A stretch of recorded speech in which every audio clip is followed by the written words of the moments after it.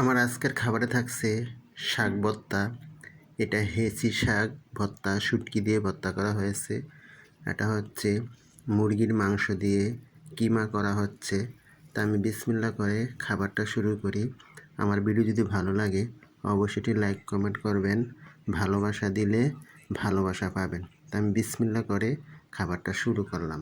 বিসমিল্লাহ। মুরগির মাংসের কিমা খেতে ভালোই লাগে। আমার ভিডিও ভালো লাগলে একটু লাইক কমেন্ট করবেন, আমি আপনাদেরকে সাপোর্ট করব। অনেক মজা, মুরগির কিমা অনেক মজা। আমি এখন এই যে ভর্তাটা দিয়েও খাইয়ে দেখবো কেমন লাগে। ভর্তাটা অনেক মজা। হেঁচি শাক দিয়ে শুটকি দিয়ে ভর্তা অনেক মজা। আমার ভিডিও যদি ভালো লাগে অবশ্যই লাইক কমেন্ট করবেন।